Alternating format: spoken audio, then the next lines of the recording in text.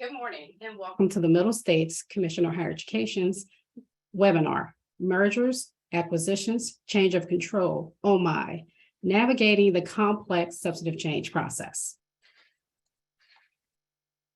We would like to remind you that this presentation remains the property of the Commission, and the reproduction, distribution, or transmission of the presentation in part or in whole is expressly prohibited without prior consent from the Commission. For permission requests, please email the Commission at president@msche.org.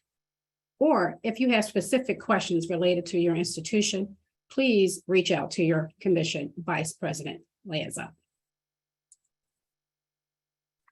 I am Carmela Smith, Vice President for Accreditation Services. And joining me this morning is Dr.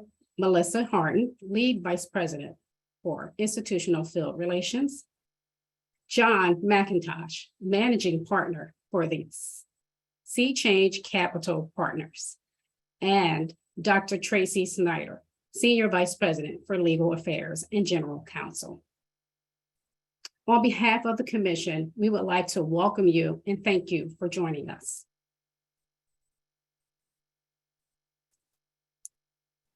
The learning objectives for this morning are to identify the most common types of complex substantive change and the processes and challenges associated with them, review the key areas of the complex substantive change preliminary review form, recognize the most common issues identified during the legal and or policy review in the complex substantive change process.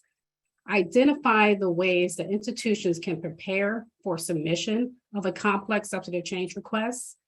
Review the timeline and review and action by the Commission. And lastly, review the purpose and process for accessing funds for a Transformational Partnership Fund. Thank you. Let's begin by talking about what is substantive change and why is it required. Certain types of institutional changes are considered substantive under the United States Department of Education regulations. These changes require Commission review of a substantive change request before implementation. The changes are not included in the institution's scope of candidate or accreditation status, and failure to comply could impact Title IV financial aid programs. You can find detailed information in the Commission's policies. The policy is accompanied by two procedures. That's the complex substantive change procedures and the substantive change procedures, which give you step-by-step information on the substantive change process.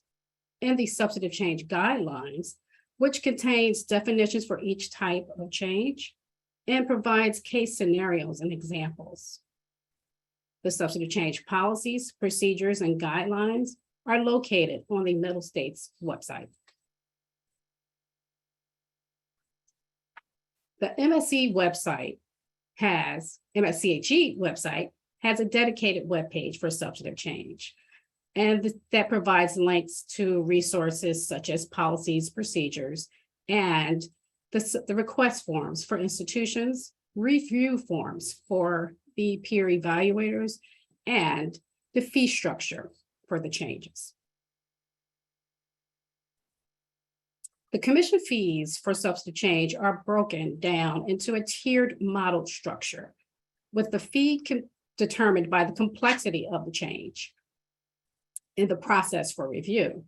You will notice that the substantive change, complex substantive change, is located in Tier 5, which is considered the most complicated type of change. Now we'll turn it over to Tracy, who will speak about what is complex substantive change. Thanks, Carmela. I appreciate it. So as you just heard Carmela share, that substantive changes are defined by federal regulation. They are also defined in Commission policy consistent with that federal regulation. But there are certain types of changes that are just naturally considered more complex and that the Commission has designated as being more complex. These are types of changes that require more in-depth review Sometimes they require the commission to assign or engage a peer evaluator who might have some specialized expertise. Sometimes, for example, that could be accounting expertise, it might be legal expertise. And on the last slide, you saw Carmela show the change in legal status, form of control, and ownership as a highlighted category. These are always considered complex. But there may be some, in addition to these, certain types of substantive changes that are more complex depending on the nature and scope of the change. And that's the discretion of the commission staff to determine whether or not those are more complex. Some examples might include if there's multiple locations involved in the change, or if there's an institutional closure.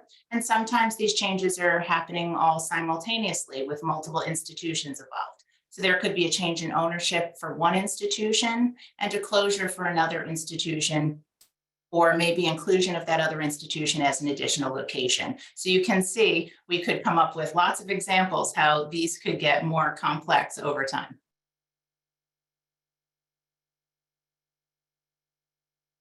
So in the past, I would say that some of these examples were a bit more predictable. I think now we're seeing, and I'm sure all of you are experiencing, more and more unique transformations, combinations, and partnerships between institutions. And that's one of the many reasons why we are thrilled to have John McIntosh join us here today and talk to you about his work with the Transformational Partnership Fund, because he's able to talk about the different types of partnerships that he's seeing in the field.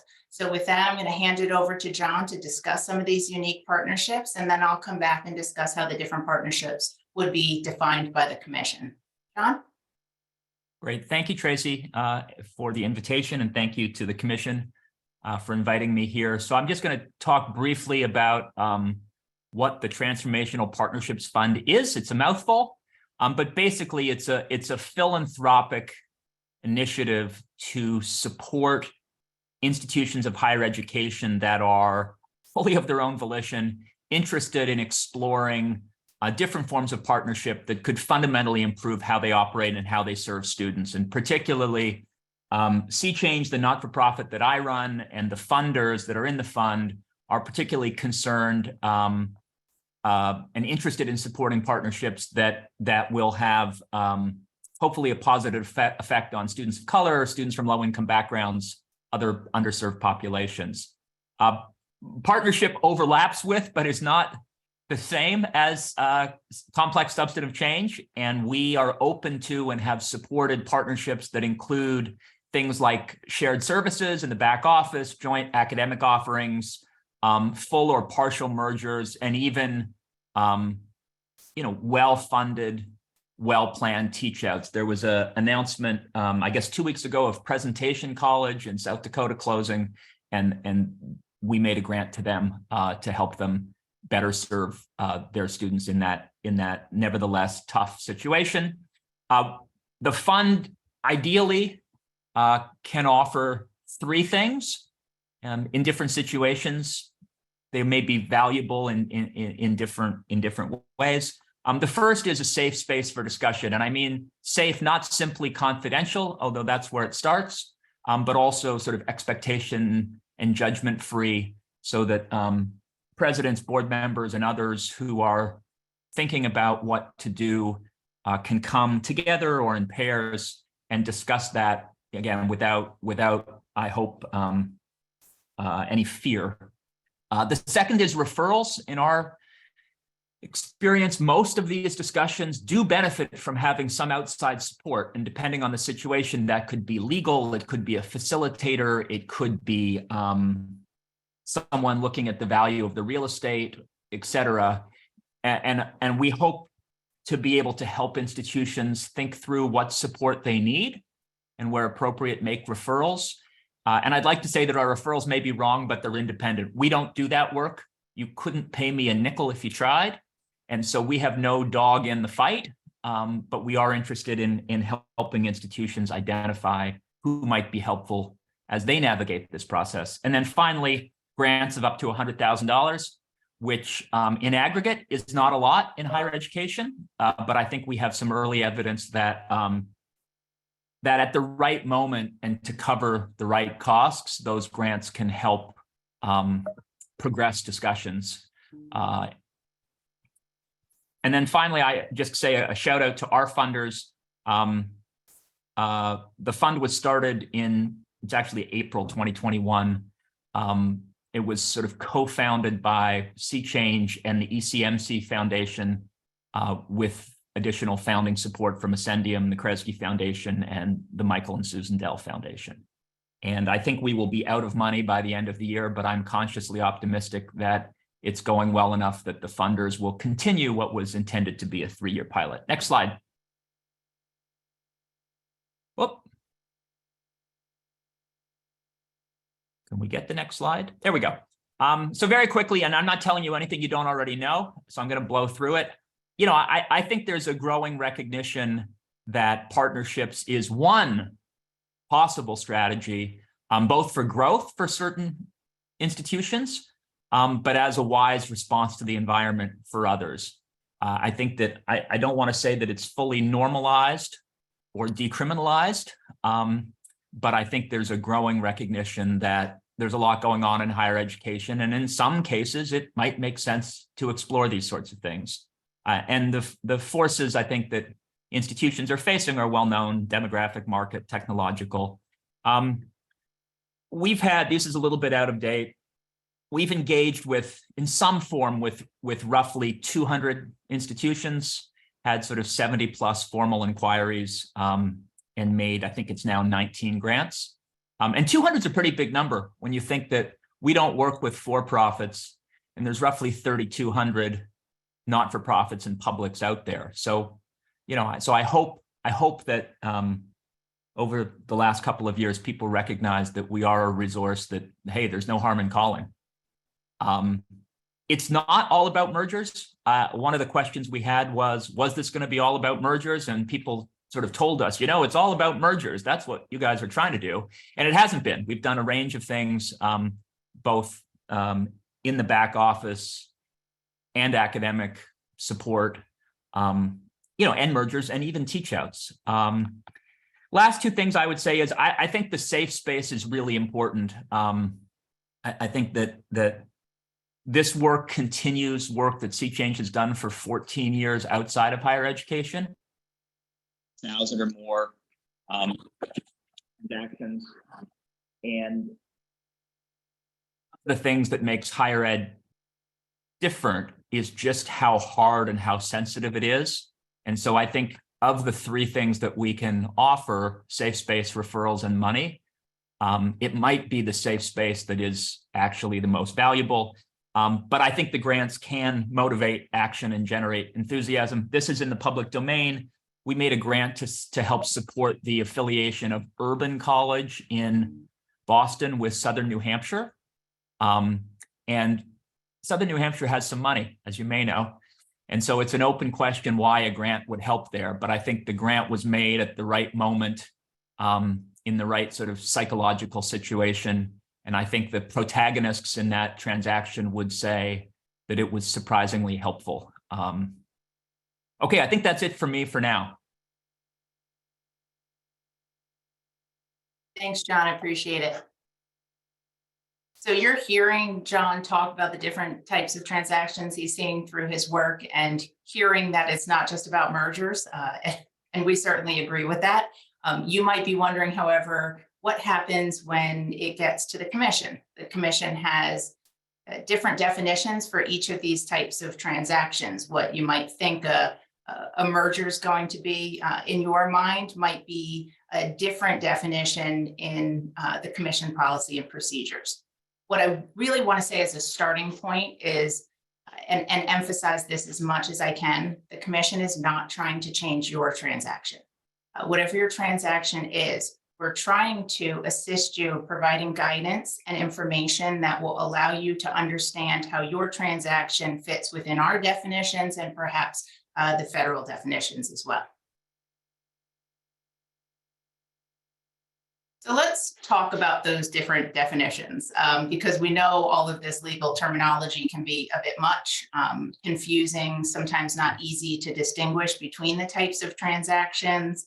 Is it a merger? Is it a consolidation? Is it an acquisition? Because it kind of sounds like it has components of all of them.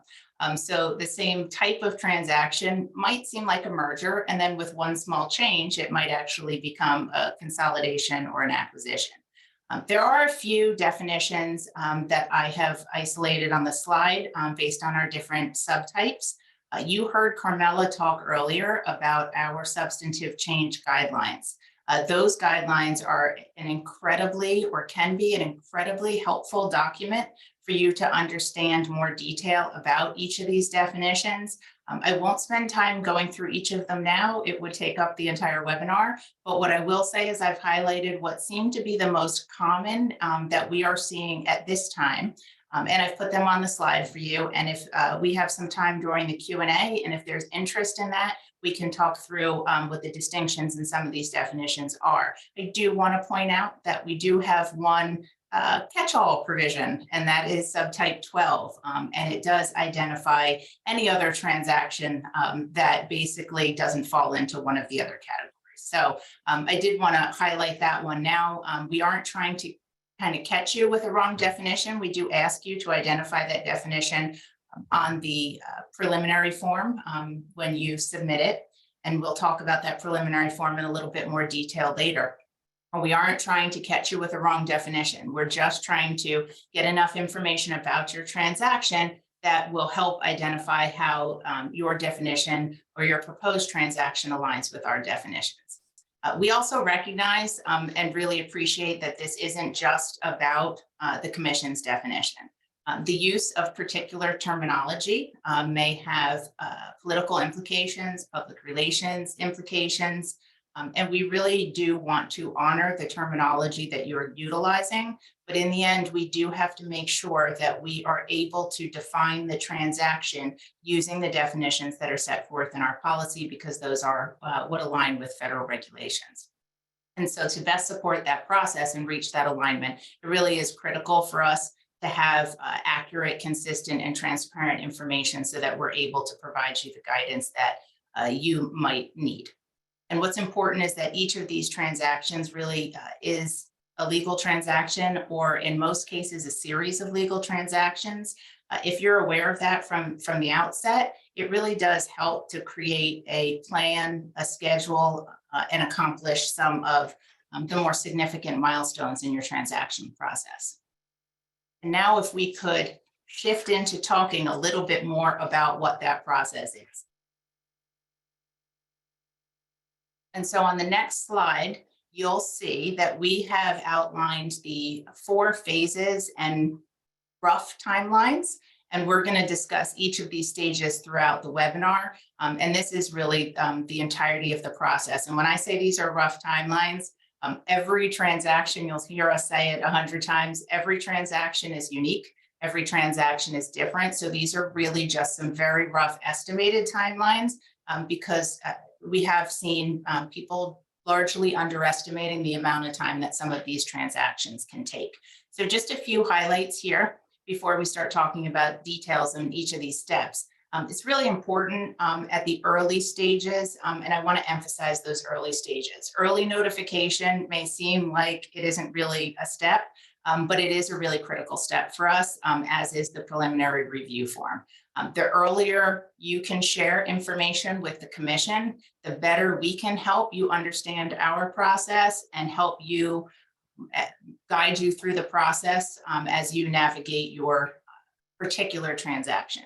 I also want to note confidentiality. John talked about that a little bit during his comments, and we have a lot of institutions are concerned about confidentiality in the early stages. Completely understandable. There's certain things that you don't want to be made public at a given time and that need to be shared with a heightened amount of protection. We have protections in place for maintaining confidentiality. So we really do hope and encourage you not to think that confidentiality is a reason not to share information with the Commission. We will help you understand those protections that we have in place, but it really does help early on for us to have information about your transaction so we can help provide you with some guidance. And timing. Overall, the commission's process can take a year from the submission of the actual substantive change request form. So it really is important to understand and have a realistic impression of the timeline. We can help you with that as well, the more information we have early on. So we'll start talking about each of these stages in more detail. And to do that, it's going to be myself and my colleague, Dr. Melissa Hardin, and we're going to walk through back and forth some of the different steps in this process.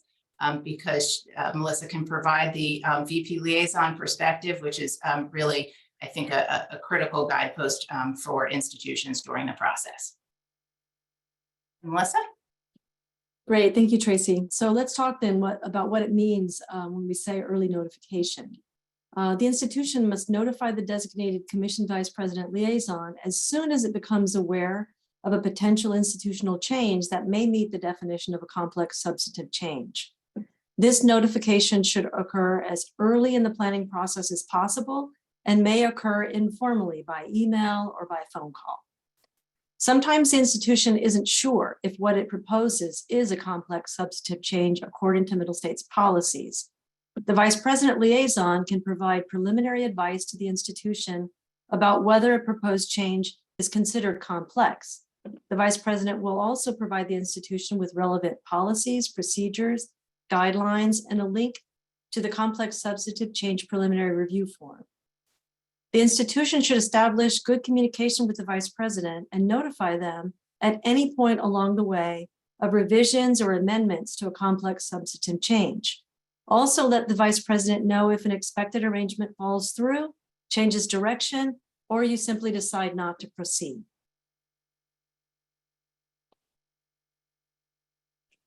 Tracy, take it away. All right, I have to unmute myself before I do that.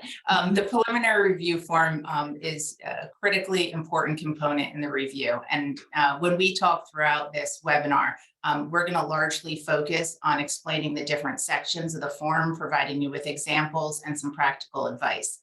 The preliminary review form is available on the MSCHE website, and it must be submitted first. You will find it under number 2 in the types of substantive change and request forms shown on the slide. The preliminary review form starts out with the vice president liaison. And the form provides the vice president liaison and the rest of the commission staff with that critical information so we can begin to understand your change. And so it is preliminary by its name, and it should be done as soon as possible after the early notification. We ask that you provide as much information as currently available. We understand that what you provide or are able to provide at a given stage really depends on how far along you are in the process of due diligence, creation of legal documents, and some of the exploratory studies you may be engaging in. But you can submit this form and should submit this form at a time when you know the change is really ready to move forward. Provide what you can, and we can help to provide guidance based on that specific information. Please use our experience that we've had across the different types of complex substantive changes that we've seen with all institutions, because we're able to help identify areas that might potentially delay the process, give you realistic estimates of timelines, and hopefully minimize some of the problems that you might experience throughout the process. At the preliminary stage, we do undertake a combined policy and legal review, and hopefully, I say hopefully, provide helpful guidance. But just a note about the policy and legal review. If you have legal documents at this stage, we will review them, even if they are in draft or preliminary form. Again, I can't say it enough. We're not trying to change your transaction. And I say this as the typical lawyer caveat, and hopefully some of you who are experienced working with lawyers know we're not giving you legal advice. And that is my disclaimer that I always give.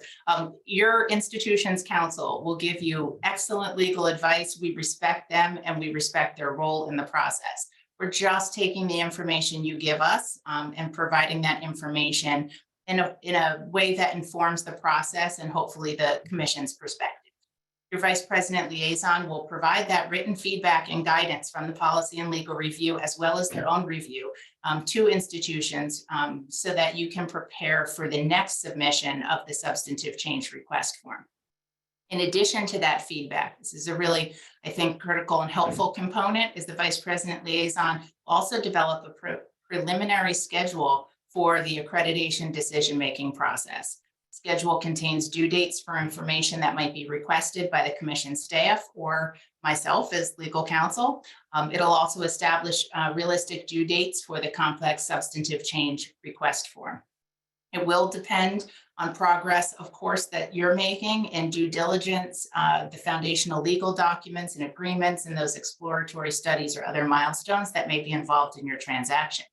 And typically you need some time to work on those between the preliminary form and the actual substantive change form. This process is really an important way, hopefully, to begin to think through and plan for the transition.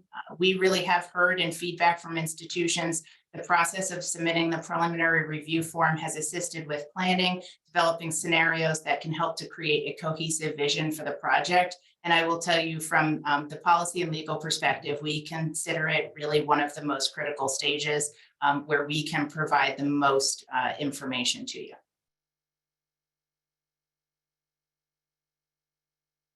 All right, so speaking of the preliminary review form, here we have it. The first section of this form calls for a comprehensive description of the proposed change. We ask you to provide as much information as is currently available. We don't expect you to know everything about what will happen, but whatever you know at this point, we expect you to include in your preliminary review form. The form does ask about the specific type of transaction, which we'll discuss in more detail a little bit later. It also asks you to identify if any additional substantive changes might be related. For example, we sometimes see that opening and closing of branch campuses or a change in mission come into play and are related to the complex subchange, and those must also be approved.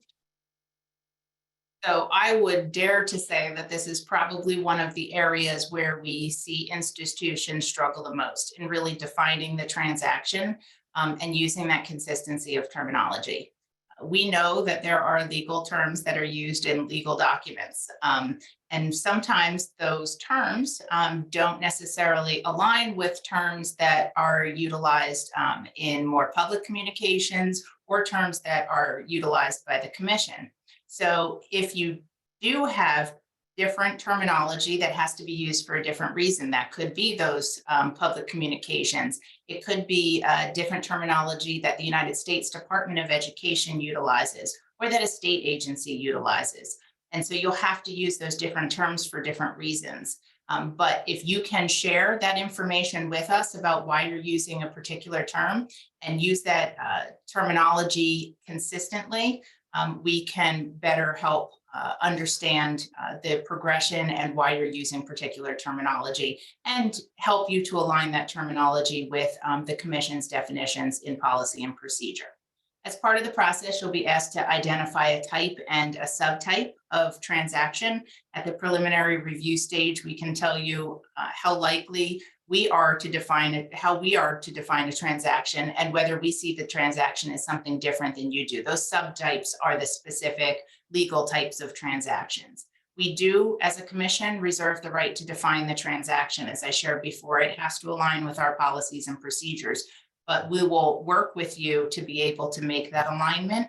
But it is critically important that it does eventually align because it does impact action language, the date of the transaction, and sometimes the different approvals that are necessary. All right, so item number 2 on this slide, preliminary needs analysis. The needs analysis should describe how the need for the project was first identified, including the types of activities that were used to collect information. You may have conducted exploratory studies, you may have plans, surveys, or market analyses that support your vision for this project. So there is a preliminary timeline that we also talked about, the VP liaison will provide you as well. And then it comes to everyone's favorite part, the legal documents. So let's talk about those legal documents. They are critical at this, certainly a preliminary stage, sometimes the only documents that are available. And what you see on the screen is a screenshot of the substantive change guidelines that I heavily promoted before and will continue to encourage you to take a look at. In that document, we do provide scenarios and examples. We try to provide guidance without being prescriptive. I say that with emphasis. We are not trying to prescribe your transaction. These things can be unique. They can take on different terminology, but we do provide examples of the typical legal documents that are needed in those transactions. When I talked about definition, I noted there are different types of substantive changes. Type 2 is the change in legal status, form, or control of ownership. And then there are 12 subtypes that go under that. I've talked about some of them before. I identified the subtype number next to them, and those subtypes are in further detail in the substantive change guidelines. We're just illustrating with these how we might define the transaction based on the information you've provided. And they are just typical documents that might have different names in different formats, and those names might change throughout the transaction. So just as a quick example, if we look at the table for the acquisition in the first row of this image, you see the typical legal documents that might include organizational charts, an asset purchase agreement, a partnership agreement. An acquisition might require amended articles or certificate of incorporation, amended bylaws, perhaps an amended charter. It may or may not include these documents. You may sometimes not have to amend bylaws, and that just depends on the nature of the transaction. So these are just guidelines, and we can help to identify additional documents that the Commission would expect to see throughout the process. All right, so looking again at the preliminary review form and focusing now on continued compliance. This section, this next section is about continued compliance with Commission standards. And here we ask you to focus on 3 specific standards. Standard 1, mission and goals. Standard 6, planning, resources, and institutional improvement. And Standard 7, governance, leadership, and administration. Regarding Standard 1, the Commission is looking for alignment between the institutions or entities involved in terms of mission, program, or educational offerings, student focus, culture, fit, or values. This does not mean that only like institutions can undergo a complex sub-change process, but there should be a rationale for the partnership and a vision for the project. When we talk about Standard 6, looking at planning and finances, we look at the financial viability of the proposed change and assess the financial implications of it. We usually have institutions submitting pro forma document to show the combined financial picture. If you do have 2 institutions involved in the transaction, both of whom are accredited by the Commission, separate forms are submitted, but both forms, when I say separate forms, I mean separate substantive change forms are submitted, but both institutions can submit the same pro forma document.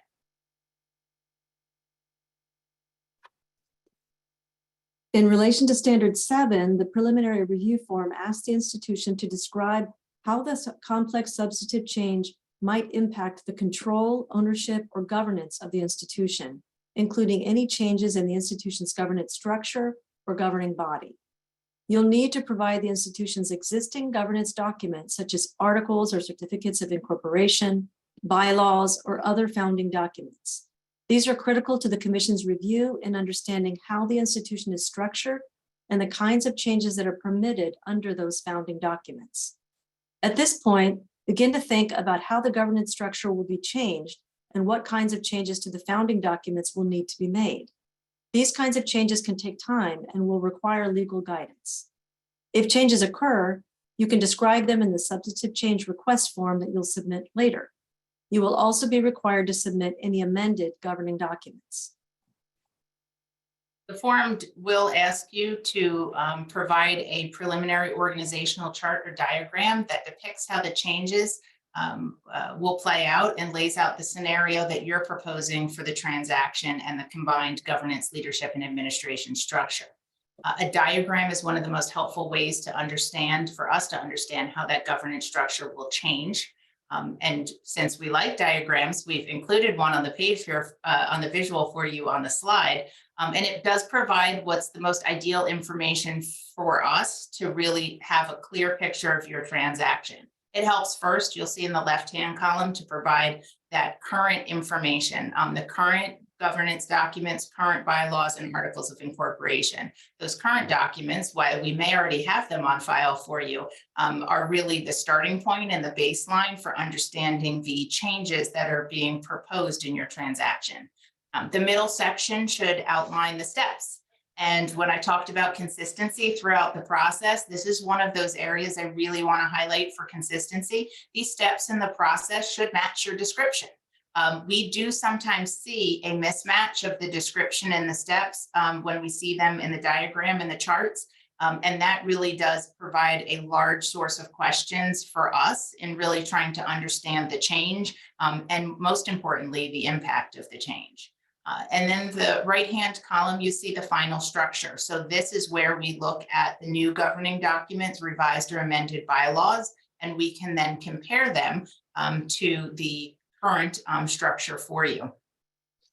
The critical component of anything and everything that we look at in Standard 7 is to be assured that the institution is going to remain an autonomous institution with academics as its primary function.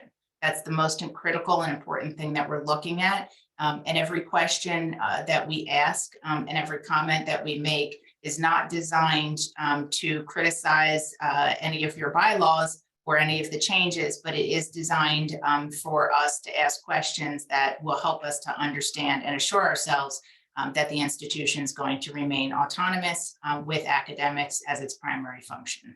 And I already talked to you about the visual depictions on these charts.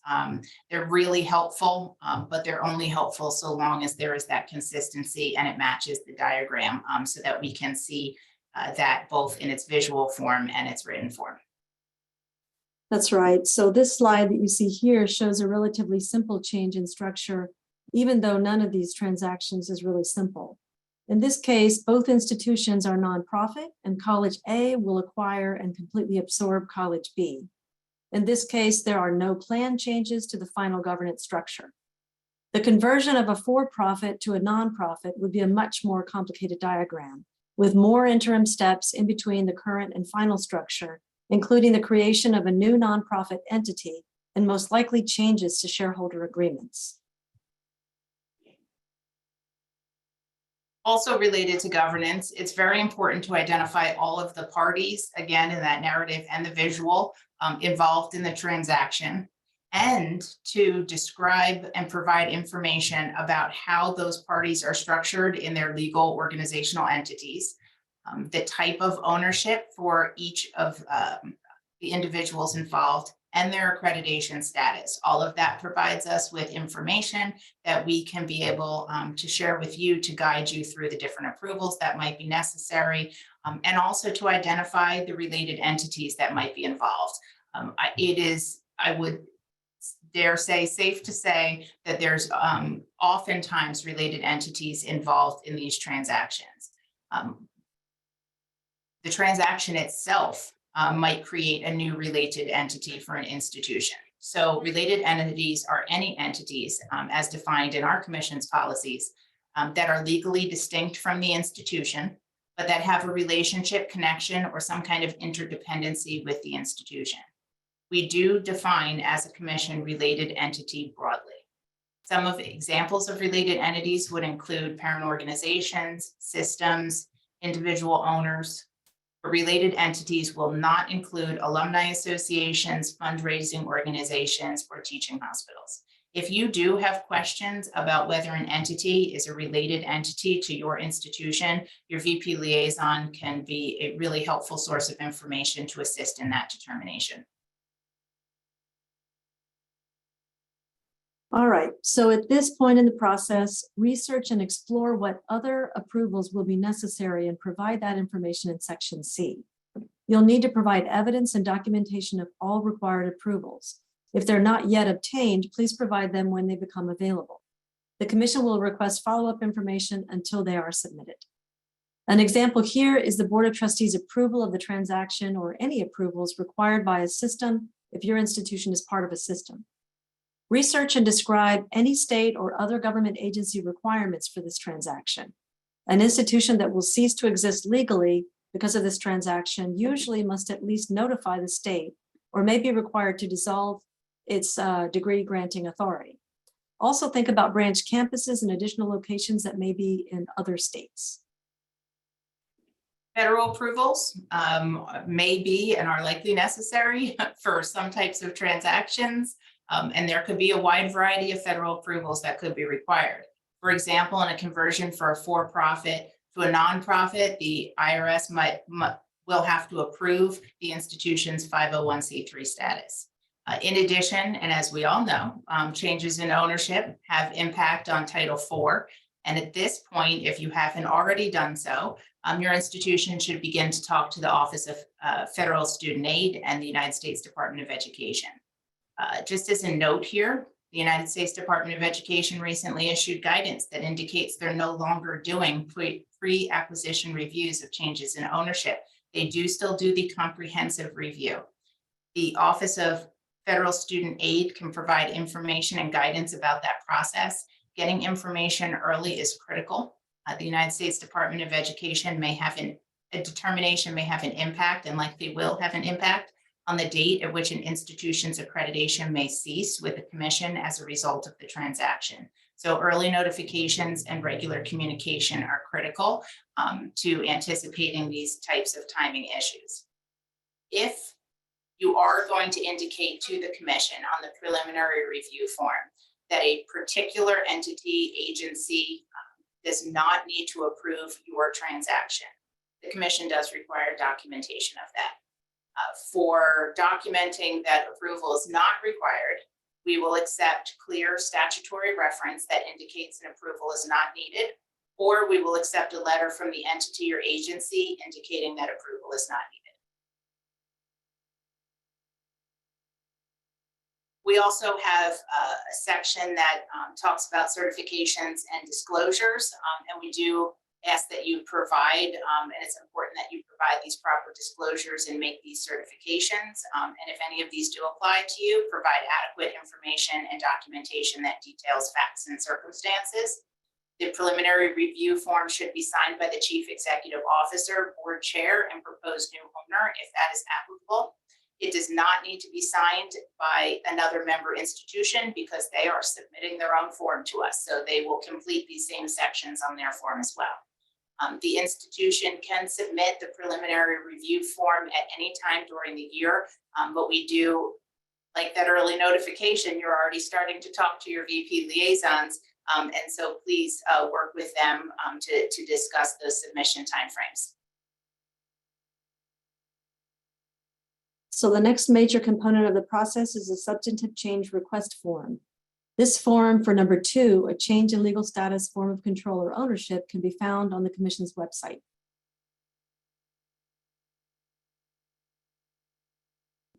So I won't go into each section as we did with the preliminary form because this is an iterative review. But I would like to note 3 important points about the submission of this request form. First, the request form asks the institution to highlight any updates or changes since the preliminary form was submitted. Describe those changes clearly and draw direct parallels to the information submitted previously. This is very helpful for review by the commission staff and peer evaluators. Don't forget to update the diagram of the changes to the governance structure as well. Second, the request form requires the institution to provide much more detail about its continued compliance with all standards of accreditation. This is where the institution will address questions about the transition and alignment of educational programming, assessment practices, student support services, the plan for faculty and staff, policy and procedures, finances, and the final governance structure. And third, if a member institution will cease to exist legally as part of the transaction, that institution must also submit a teach-out plan and agreements in conjunction with the request form. Documents that provide guidance for the submission of teach-out plans can be found on the Commission's policies webpage, and the link is provided here on this slide. The institution must use the teach-out plans and agreements form to submit the required information to the Commission. I will add that the teach-out form requires an institution to think about the transition for students in a very detailed way. So be prepared to talk about where students are in completing their programs, the date they will transfer, and how and where their records will be kept. These are not easy questions, and they will require the institutions involved to work together on solutions that benefit and make accommodations for students. The institution should begin to sketch out a preliminary timeline for the implementation of the proposed substantive change, identifying critical milestones. I provided a sample here, which is not all inclusive of every milestone, but I want to show you the kinds of milestones we're looking for. You can use a simple table as provided here or add a column to provide more detail.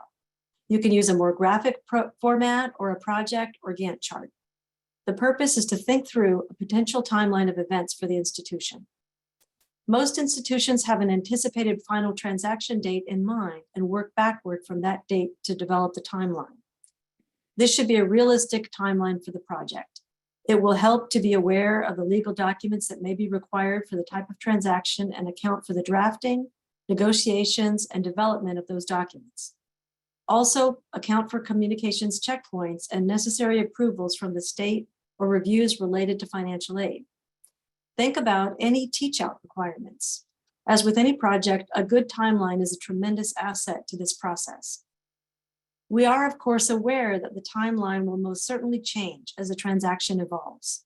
The timeline can be updated in the subsequent submission of the request form and by notifying the Vice President Liaison. However, please know that the transaction date is critical and many milestones in the complex substantive change process are dependent upon this date. This preliminary information helps the VP Liaison to develop a schedule for the accreditation decision-making process, which we'll show you a little bit later. I mentioned earlier that the Vice President Liaison reviews the preliminary form and develops a schedule. This is a template of that schedule. I pulled out the schedule for the first component in this enlarged image, the review of the preliminary form. The schedule for review will time out the next stages of the review to ensure that all steps in the multi-level accreditation decision-making process occur. I know this schedule is hard to see, but that may serve to emphasize that there are many steps that need to be accounted for and that each schedule is dependent on the unique scenario of the institutions involved. This schedule will provide a due date of the subsequent change request form, which is the next major component of the process. The Vice President Liaison will share the schedule with the institution and it will be used as a guide for the rest of the process. You're probably aware that the Commission uses a multi-level decision-making process to ensure consistency, equity, and fairness. First, peer evaluators will review the complex subchange materials and may ask for additional information. When they're done with their review, they will provide a report which outlines their findings and includes a proposal for action. This is the first level of review. During the second level, all materials are then reviewed by the Committee on Follow-up Activities. They will review the materials and render an independent decision, which they will propose to the Commission. The third level of review is the Commission itself. This is the decision-making body that produces the Commission action. Now back to you, Tracy. Thanks, Melissa. So throughout the presentation to this point, we've tried to interject some strategies and tips for success throughout some of the things we're talking about. But at this point, as before we enter the Q&A section, we really did want to take some time to highlight some important tips for you. And I will start off with John, if he can share some from his perspective.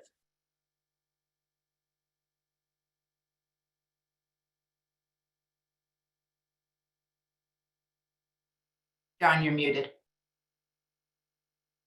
Sorry. 3 years and still a rookie. The first thing I want to say is, I've done a lot of things in my professional life, and I've never seen anything remotely as difficult as navigating an institution of higher education through a complex transaction of the type we're talking about. And there are lots of people out there who want to point to the villain. It's the sleeping trustees, it's the crazed alumni, it's whatever. And I really don't see that. I just see that there are so many stakeholders that need to be and want to be involved. Students, alums, faculty, administration, trustees, the local community, the accreditor, state ed, the AG, DOE, and many of them feel very passionately about the institution. So the gestation period for these discussions is very, very long. And I think you should be congratulated for doing the courageous work of trying to navigate these. That's the first thing. Related to that, I think the single biggest success factor is to start early. To give yourself time for the first discussion not to work, to move to plan B or plan C, but also to make sure that the clock doesn't run out, because these things take longer than anybody expects. And I think the other ones are, to focus on the mission and the students. In many cases, you can't have it all, and people need to make choices. And certainly our bias is students first. I think success requires an element of trust and coordination between the trustees and the president. Thoughtful use of advisors. Outside of higher education, my strong advice is delay engaging with lawyers as long as you possibly can, and then delay longer. In higher ed, that's exactly backwards. I mean, it's been painful to hear, but I think the consistent feedback from presidents is, I wish I had engaged my lawyers a little earlier. And then communications, not easy, but figuring out who to communicate with and when and how, and recognizing, as Tracy said, that you may use different language for different folks, because one is framing things as a legal matter and the other is it's more of a substantive matter. Last two things, I do think that help is increasingly available even to smaller institutions. I mean, traditionally, there's so much skew in higher education that a lot of the helpers, whether they're helpful or not is a separate discussion, have focused their time and efforts on, the 1% or the 5%. But my sense is that smaller institutions are more able to access help. And it does feel like, and I've only been involved in higher education for 3 years or 4 at the outside, but people who I trust and who've been around do say that there's been a sort of a sea change, excuse the pun, and that people are more open to being open, that institutions have to transform, institutions have to change, and that partnerships is part of that. And so my hope is that there'll be more peer learning, that you can hear from your peers who've been through it, and the lessons they've learned, good, bad, ugly, and that will be very helpful. Next slide. Over to you. All right. So you've heard it time and time again, and you'll hear it again and again from your vice president liaison. The most important thing throughout the process is early notification and clear and consistent open communication with the commission through your vice president liaison about what your proposed project is, so that we can best assist you and support you throughout the whole process. And you'll hear me say, and you heard me say throughout all of this, accurately, consistently describe the proposed transaction throughout all of these documentations. So I did provide the caveat earlier that sometimes, and John just talked about it again, sometimes that terminology has to be different for different reasons. Please tell us that. If you're using it for one reason, it's really helpful for us to know and understand that. We're not going to try to change it. We are going to just make sure that it's really laid out consistently, and then it aligns with our definitions, and we can help you in that process. Identifying key dates, recognizing how those dates might trigger or impact a particular timeline is critical. So your VP liaison is going to give you a timeline and provide that information to you. And it's going to help guide you through the process, and you're going to align that with the timelines and the steps that you have in your transaction, and just really understand what those key milestones are, stay on top of them, and then communicate regularly with the VP liaison. And go back to number 2 and highlight what Melissa said, communicate regularly with the VP liaison in that process. And then don't forget that communication with other agencies from whom your institution will need approval. John also talked about his experience with how long these processes can take sometimes, and we can't control the other approval processes. So we just want to make sure that you're staying regularly engaged in that communication. And I'm going to call an audible and just add a number 7 while we're on here, because John talked about it, and I would have probably talked about it in the Q&A section anyway. but I'll share this. John talked about communicating with lawyers. I joked around because the first part of the comment was that you shouldn't communicate with lawyers in other circumstances, but not in higher ed and not in these transactions. And I agree with that. But I just want to note how the commission will interact, or whether the commission will interact with your legal counsel or your consultants that you might be utilizing in the process. And I just want to say this. We are absolutely willing to engage with your legal counsel and your consultants. We sometimes find those communications very helpful, but we do that through you as an institution. So we do that through you as a president of the institution, an ALO of the institution. And we don't communicate directly with the attorneys outside of that process because we want to make sure everyone has all of that information and is hearing the same information. I think back to you, Carmela. Thank you, John, Tracy, and Melissa. So to conclude, we would like to provide you with some resources related to substantive change policies and other pertinent information before we get to our Q&A. I'll give you a moment to look at this slide. So with that being said, I'm sorry, we're running out of time. I want to thank you all for your time and interest, and we want to thank our special guests, John McIntosh, for joining us today. And please enjoy the rest of your day. Thank you. Thank you.